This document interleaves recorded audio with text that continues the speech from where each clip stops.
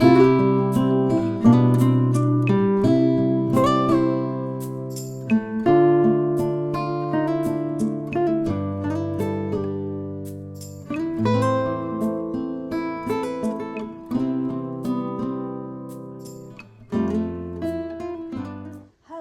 everyone, and welcome back to Everything Multiple Sclerosis.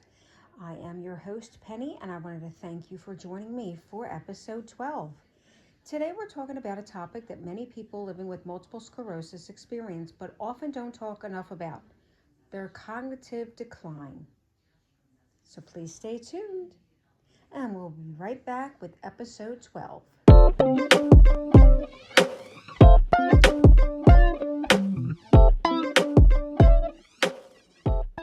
And now, episode 12 Cognitive Decline. When most people think about MS, they think about mobility issues, numbness, weakness, balance problems, or fatigue. But for many of us, some of the most frustrating symptoms happen inside our minds. Maybe you've walked into the room and forgotten what you went there for. Maybe you've lost your train of thought in the middle of a conversation. Or you struggle to find the right words or remember appointments. If that sounds familiar, you're not alone. Today we're going to discuss what cognitive changes in MS look like, why they happen, and how they affect daily life, and some strategies that can help. So grab a cup of coffee, get comfortable, and let's dive in. What is cognitive decline? When people hear the term cognitive decline, they often think of dementia or Alzheimer's disease. But cognitive changes in MS are different. Cognitive refers to the way our brain processes information. It includes memory, attention, concentration, processing speed, problem solving, organization, planning, and language skills. MS can affect any of these areas. In fact, studies suggest that cognitive symptoms affect a significant number of people living with MS at some point during their disease journey. These symptoms can range from mild annoyances to major challenges that affect work, relationships, and independence.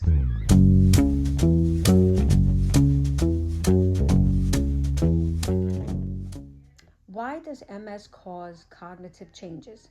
MS damages the protective covering around nerve fibers called myelin. When the damage occurs in areas of the brain responsible for thinking and information processing, communication between the nerve cells becomes slower or less efficient.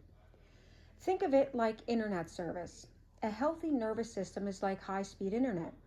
MS can create interruptions or delays and buffering. The information is still there, but it just takes longer to access. This is why many people with MS say, I know what I want to say, but I just can't find the words, or I know this information, but I can't pull it out of my brain right now.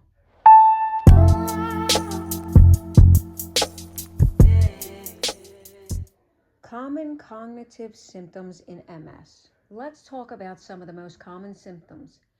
Slower processing speed. This is one of the most common cognitive changes in MS. You may notice that it takes longer to learn new information, follow conversations, make decisions, and even completing tasks.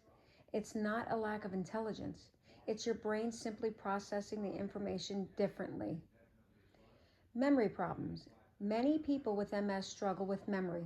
This can include forgetting appointments, misplacing items, forgetting names, difficulty remembering recent conversations. Often the issue isn't storing the information, it's retrieving it later. Difficulty concentrating. Have you ever sat down to do something and become distracted within minutes? MS can make it harder to stay focused. Please stay tuned. Like I just had.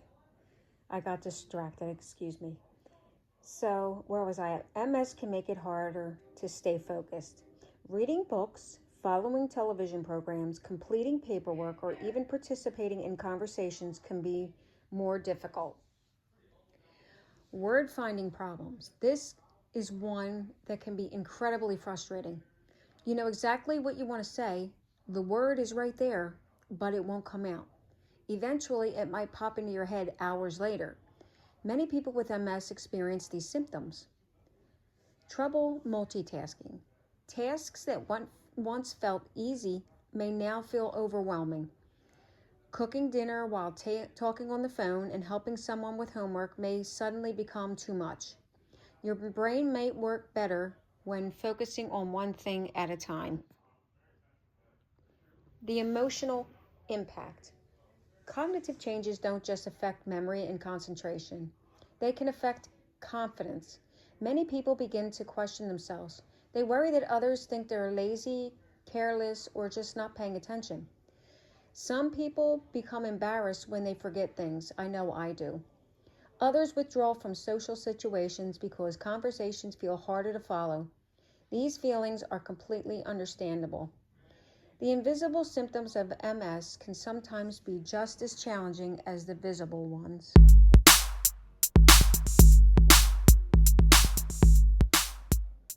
Fatigue and cognition. We can't talk about cognition decline without talking about fatigue. MS fatigue can dramatically worsen cognitive symptoms. Many people notice more forgetfulness when they're tired, increased difficulty concentrating, or slower thinking, more word finding problems as well.